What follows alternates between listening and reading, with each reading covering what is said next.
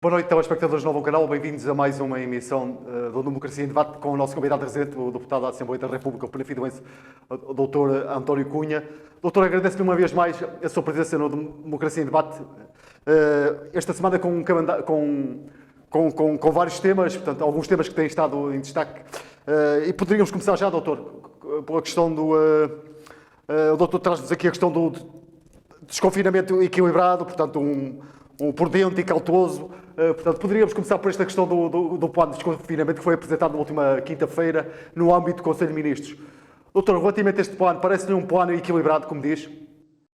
Olá, boa noite, Miguel. Cumprimentar também os nossos telespectadores que nos vão acompanhando semanalmente. Sim, efetivamente foi anunciado, está desde ontem a ser posto em prática, um desconfinamento muito controlado, com muitas cautelas, mas pronto, toda a gente sabe o que é esperado. Houve alguns alargamentos no comércio, nos cabeleireiros, etc. Mas aqui, se calhar, há a realçar que com este desconfinamento veio também um anúncio pelo Ministro da Economia de cerca de 7 mil milhões de euros de apoios. E desses 7 mil milhões, cerca de 1.160 são a fundo perdido e resultam essencialmente de medidas como o layoff simplificado, novos incentivos à normalização das atividades e uma retoma progressiva. É um apoio robusto, na sua opinião, doutor? Diga, Miguel. Perguntava, doutor, é um apoio robusto, é um apoio expectável nesta altura, digamos, nesta fase Ora bem, isto é um anúncio assim grande, portanto, quando falamos de 7 mil milhões, vemos que é muito dinheiro. Agora, o que é facto é que desses 7 mil milhões, como eu já disse, 1.160 são a fundo perdido, efetivamente, mas os quase 6 mil milhões são, sobretudo, mudanças no calendário fiscal. Portanto, são medidas relevantes, efetivamente, na tesouraria das empresas, mas que se baseia numa esperada recuperação e aceleração da economia, que é para ver se liquidam essas despesas no curto prazo. E depois, pronto, temos aqui esta quarta vaga de apoios à economia e quando o país está a começar a desconfinar gradualmente, como se diria há pouco. Pronto, agora, é assim, a nossa economia está numa espécie e as nossas empresas estão numa espécie de recobro, portanto, não sabemos o que é que nos espera, mas o que é facto é que isto também há que destacar. O governo, pronto, mantém aqui alguns apoios relevantes e do meu ponto de vista bem. Agora, estes apoios fiscais serão, pronto, um balão de oxigênio, mas também, como eu disse há pouco, uma espécie de risco, porque espera-se uma retoma económica suficientemente forte para que as empresas possam pagar as suas responsabilidades fiscais. E agora, quem conhece o mundo empresarial, quem vai falando e conversando com alguma regularidade com empresários, gestores, etc., sabe que o esforço sabe do esforço que foi esse esquema de regularização dos pagamentos ao Estado, principalmente no segundo semestre do ano passado. Doutor, desculpe interromper, eu gostava de ouvir. Este fim de semana o Dr. Marcos Mendes, num programa de uma televisão nacional, no seu comentário semanal, dizia que relativamente a este plano, digamos, de apoio às empresas, ele dizia que ficou um pouco aquém daquilo que era expectável. Isto é, no âmbito daquilo que era o plano de desconfinamento, ele concordava que efetivamente que é um plano equilibrado, mas no âmbito daquilo que era expectável relativamente às empresas, ele dizia que o plano ficou um pouco aquém, até dizendo que há aqui várias situações que deveriam ter sido acauteladas e que não foram. Eu refiro-me, o Dr. Marcos Mendes referia-se concretamente à questão das moratórias. É sabido que há algumas empresas e algumas pessoas que recorreram às moratórias, portanto, e elas irão acabar este ano e, portanto, essas pessoas e esses agentes, os atores económicos, irão ficar numa situação mais debilitada. Não sei se concorda com esta observação.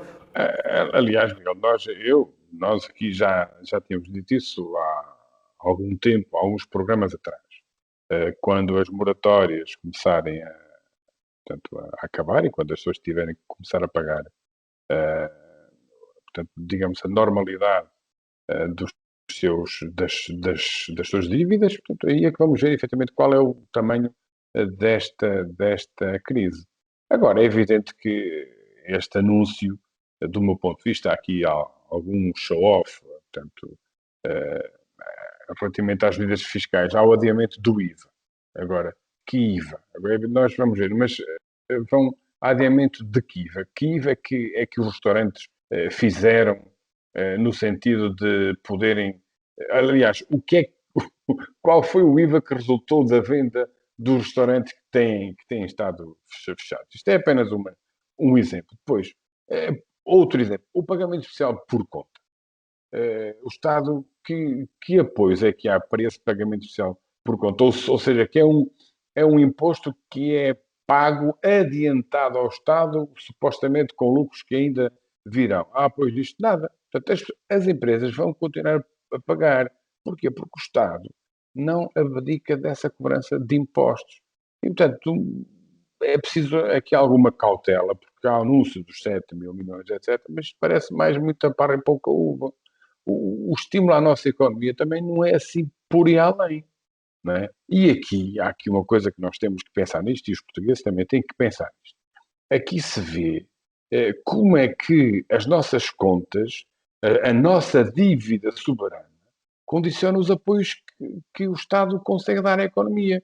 Porque nós estamos efetivamente condicionados pela nossa dívida. Isto é como algo que nos está aqui sempre a morder os calcanhares. E vai haver empresas que não vão conseguir pagar os impostos, mesmo que esses impostos sejam fracionados no tempo.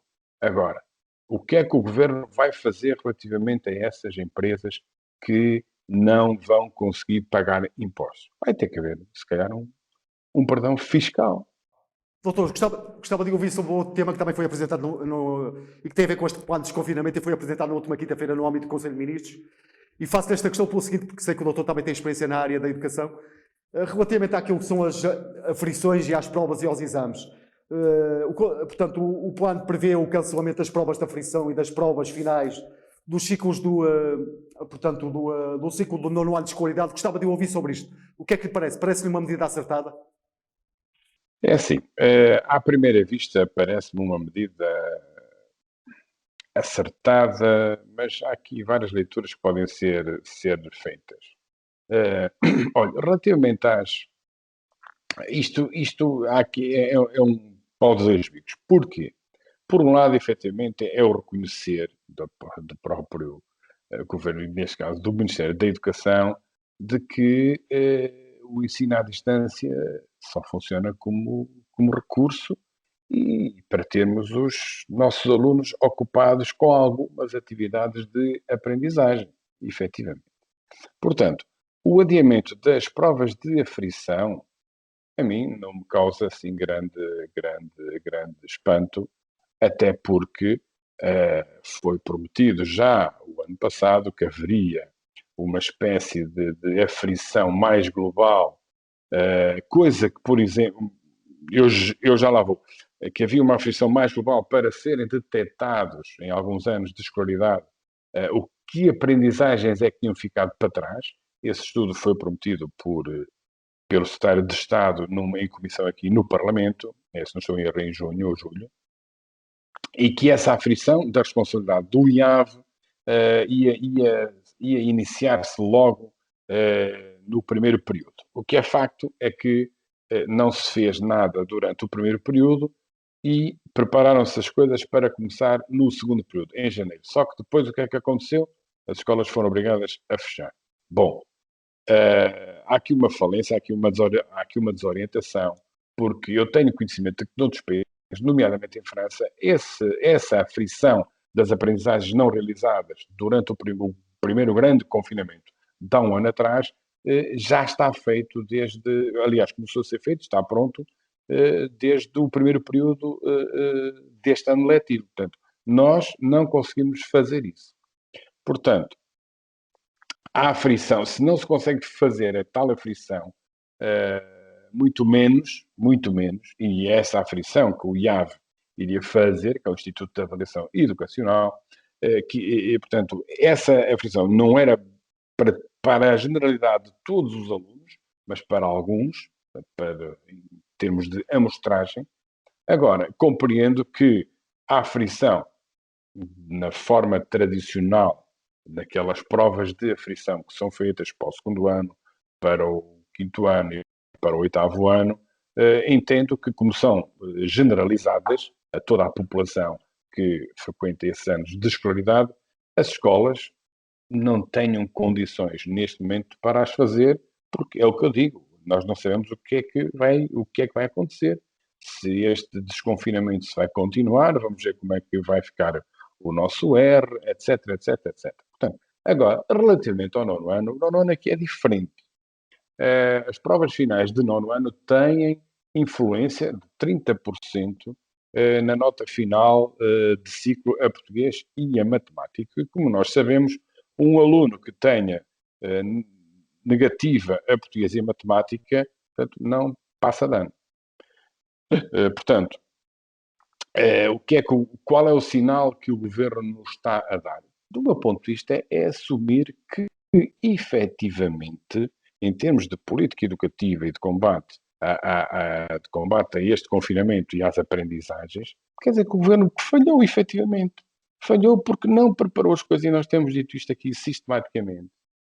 Falhou desde o ano passado. Não preparou este ano letivo da forma que o devia ter preparado. E, portanto, aquele anúncio que o Sr. Primeiro-Ministro fez, e nós batemos sempre nesta tecla, porque este governo vive muito à custa da propaganda.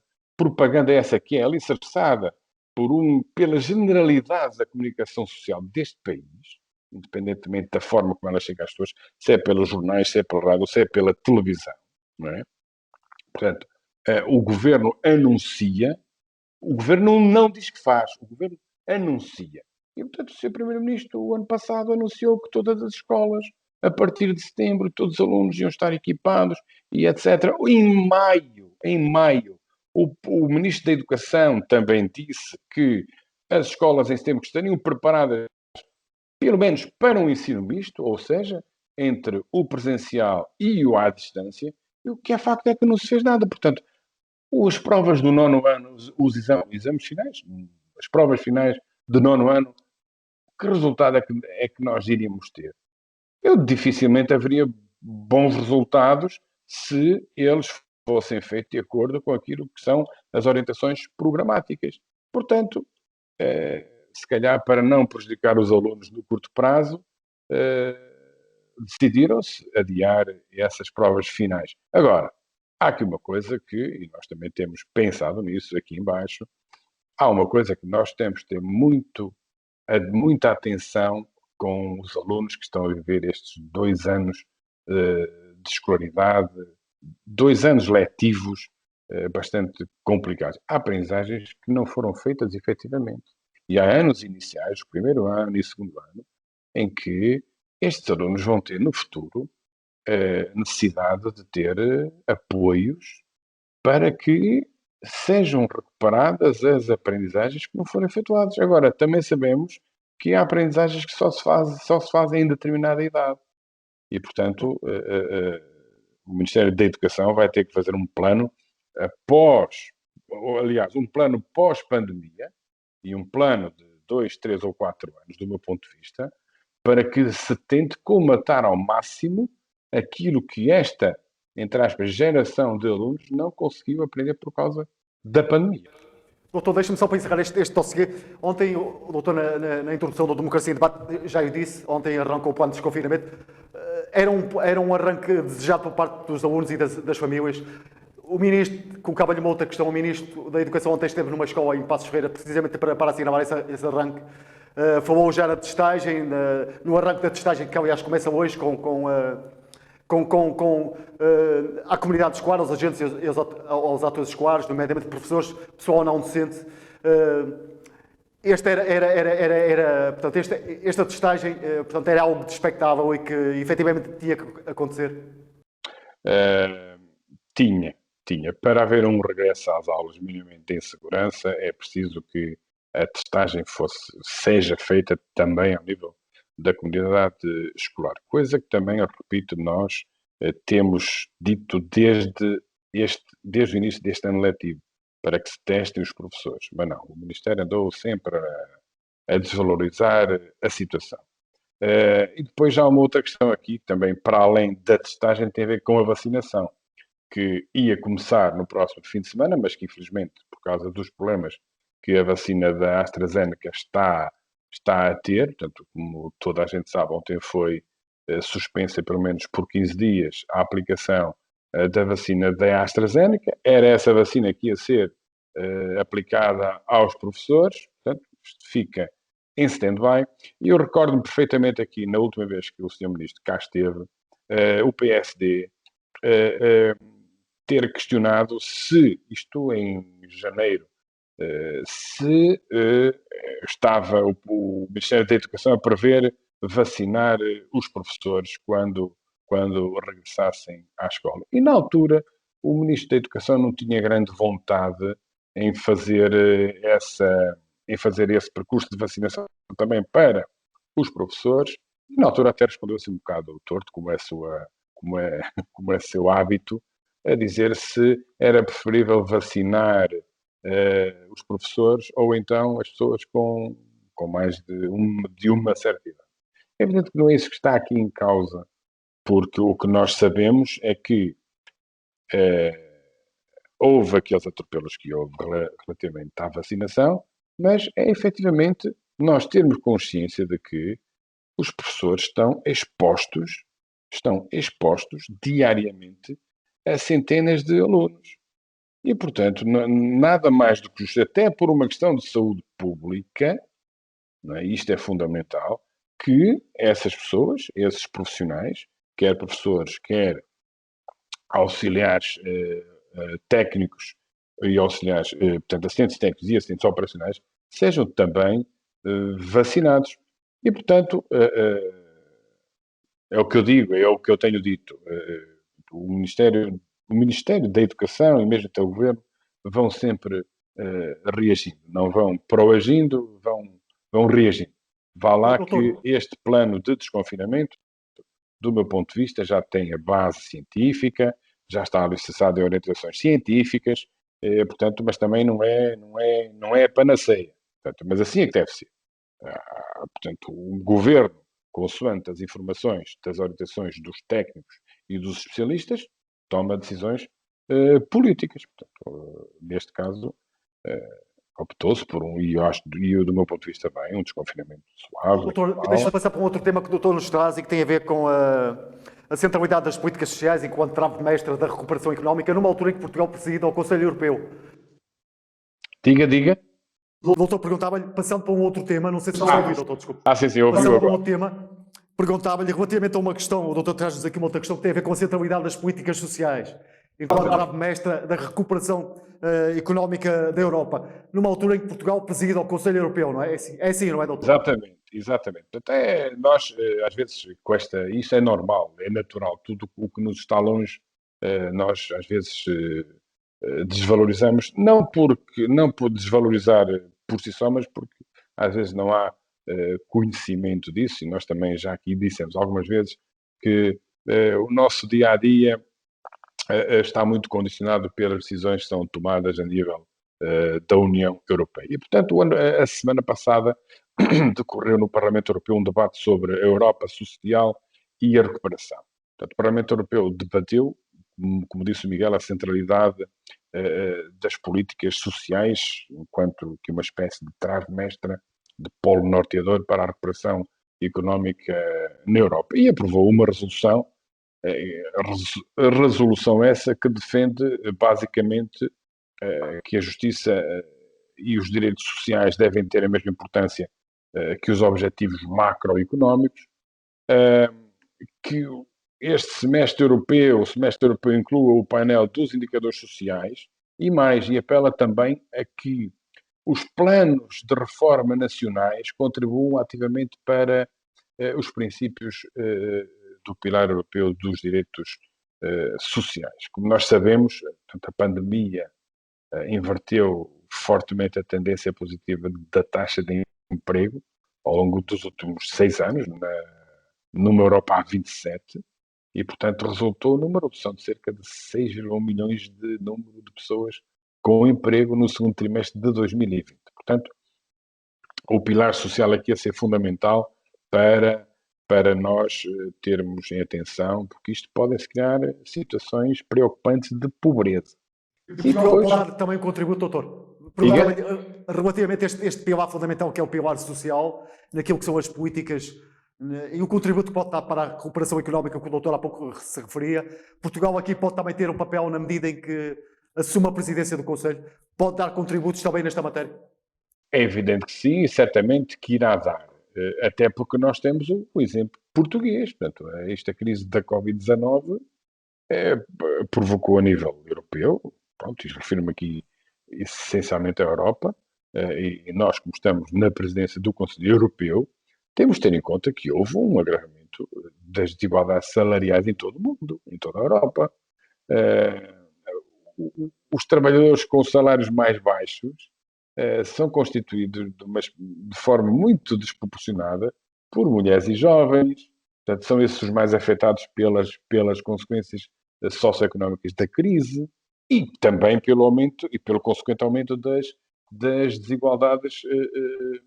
Das desigualdades. E depois, há aqui um outro pilar também, há aqui um outro fator extremamente importante, que é a estabilidade do equilíbrio entre a vida profissional e familiar. Portanto, já começa a ser posta em causa por causa do confinamento, etc. E depois, outra coisa extremamente importante que nós temos que pensar nisto muito seriamente e temos que arranjar medidas para isto, que é a taxa de desemprego dos jovens, que devido à crise da Covid-19 aumentou, portanto, atingiu 17,1% em setembro de 2020. Isto, portanto, e há aqui, prevê-se que ainda continue a subir. Portanto, é neste contexto que, do meu ponto de vista, e bem, o Parlamento Europeu debateu esta centralidade das políticas sociais. E, portanto, a tal bazuca também tem que ter em conta este problema e certamente irá ter. Doutor, é fundamental, deixe-me só pegar aí numa deixa num ponto que tocou há bocadinho, falou da questão do desemprego jovem, é fundamental que efetivamente os números são assustadores, como o doutor acabou de dizer, mas é necessário efetivamente os agentes e os atores políticos a nível europeu concertarem estratégias com o objetivo de atacar este problema, este flagelo. E nós, portanto, nós só conseguiremos reduzir esse desemprego jovem e essas desigualdades se tivermos uma economia forte. E só temos uma economia forte com empresas fortes e a produzirem, etc.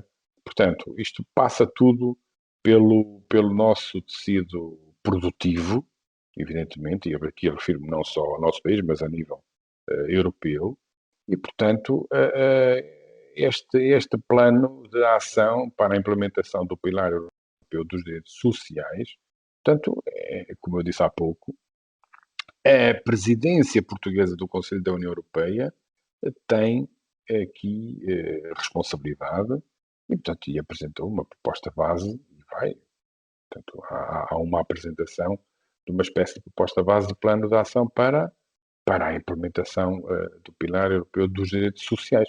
E é evidente que aí está incluído também este número de desemprego jovem que começa a ser assustador, 17,1%, e com tendência para subir.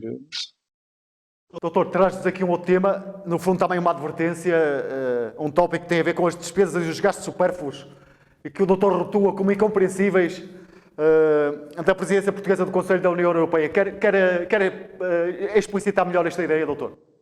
Isto tem a ver com, como pronto, se referiu há pouco, nós estamos na presidência do Conselho da União Europeia e há despesas e gastos supérfluos, do meu ponto de vista, são incompreensíveis. Há coisas que nós somos o país que somos, levamos por tabela aqui há uns anos, aliás, recordo que há uns anos, ainda não vai assim há tanto tempo. Lembro, por exemplo, que houve um ministro holandês que disse que os países do sul da Europa gastavam o dinheiro que se mandava para esse país em copos e mulheres.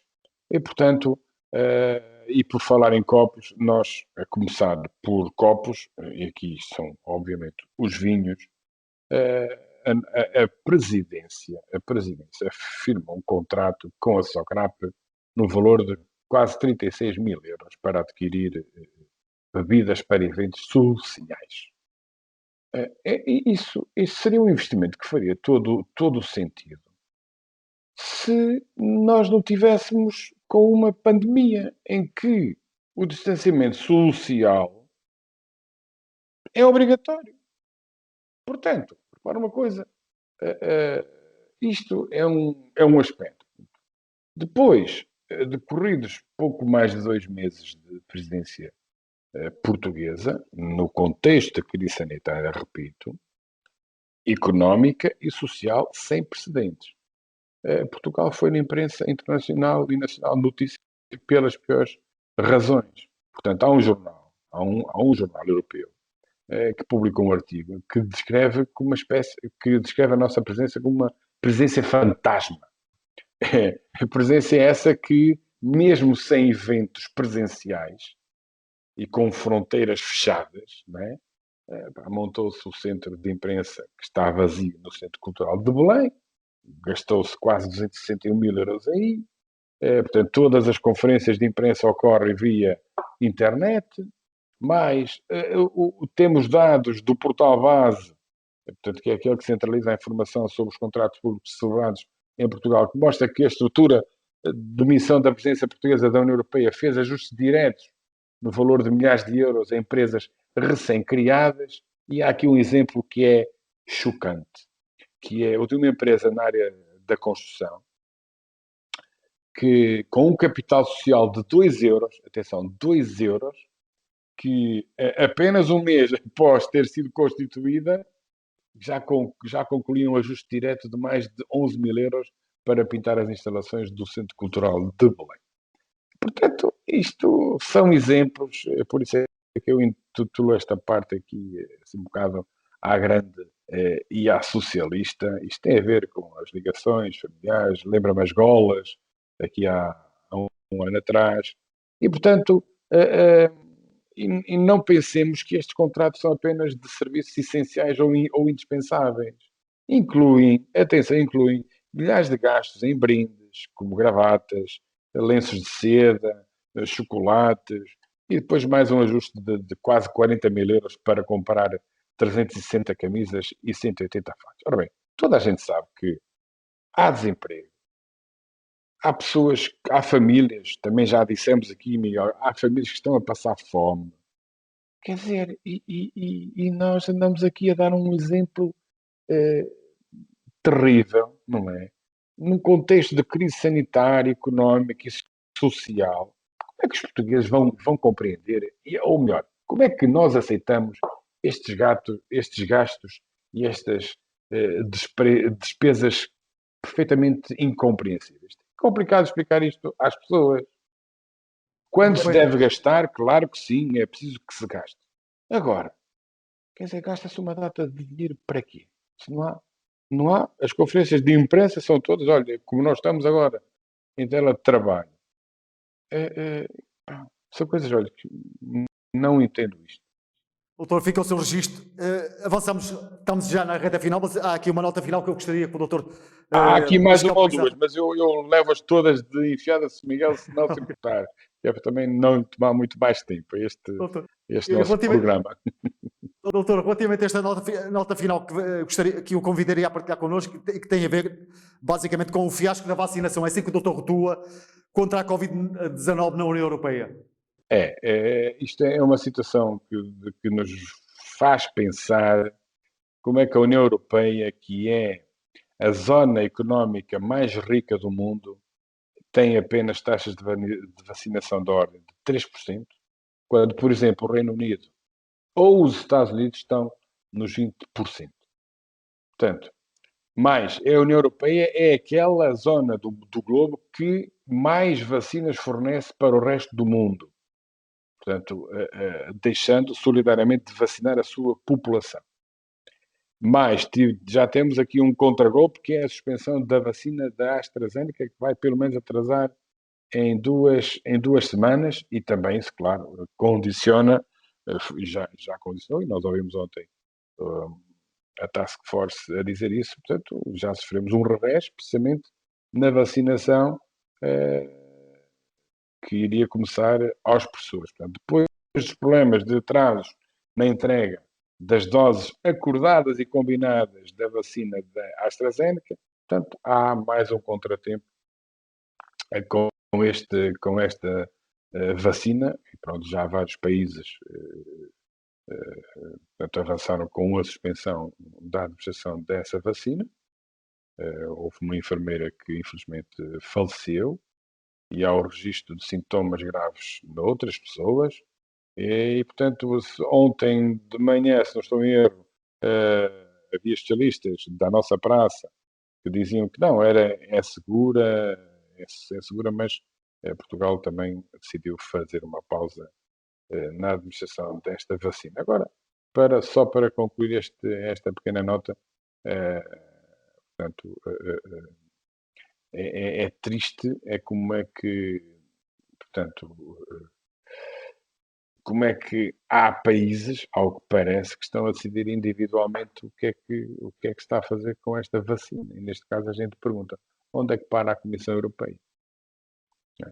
Depois, Miguel, só mais uma pequena nota aqui. Sim, sim, faz favor. A semana passada tínhamos dito que, e na altura, assim foi, portanto, para o regresso às aulas, o ensino privado tinha sido discriminado. Dizer aqui que o Governo, relativamente à testagem, se bem se lembram, o Governo, do meu ponto de vista, recuou, e recuou bem, mas é como disse, anda sempre a reboque da pressão que é feita, ou pelos partidos políticos, ou por entidades da praça. Uma outra nota que tem a ver aqui com a EDP, por isso é que se calhar nós temos a eletricidade mais cara da Europa. A EDP, que não é só a eletricidade de Portugal, isto é um grupo já que ultrapassa e já concorre a nível global. A EDP vai pagar 800 mil euros por ano a António Mexia, porque se não o fizesse arriscava-se a perder muito mais. Não é que haja concorrência cá dentro, portanto, todos nós sabemos que a EDP é uma empresa privada, não é? Mas é preciso vermos que este salário, este prémio que a EDP decidiu disponibilizar-se para pagar António Mexia tem a ver essencialmente porque não quer ver António Mexia na concorrência. E essa concorrência não é a nível nacional, é evidente que não, mas é concorrência a nível internacional, onde que António Mexia poderia ganhar muito mais do que 800 mil euros, do que os 800 mil euros que estão agora aqui em causa. Portanto, e aí a EDP poderia perder muito mais do que os 800 mil euros que está disponível a pagar se outras empresas soubessem, por exemplo, antecipadamente, quais são os planos da empresa para os próximos anos. E prevê-se investimentos da ordem dos milhões e milhões de euros. Portanto, a concorrência cá não é agressiva. Toda a gente vê quando nós fazemos uma projeção de mercado para tentarmos reduzir o preço da nossa fatura mensal de eletricidade, e vê-se que a concorrência é quase nenhuma. Doutor, o nosso tempo chegou ao fim. Agradeço-lhe uma vez mais os seus comentários. Obrigado por ter estado connosco e até à próxima edição do Democracia em Debate. Boa noite. Aproveito para me despedir dos telespectadores. Eu é que agradeço, Miguel. Protejam-se. Boa noite.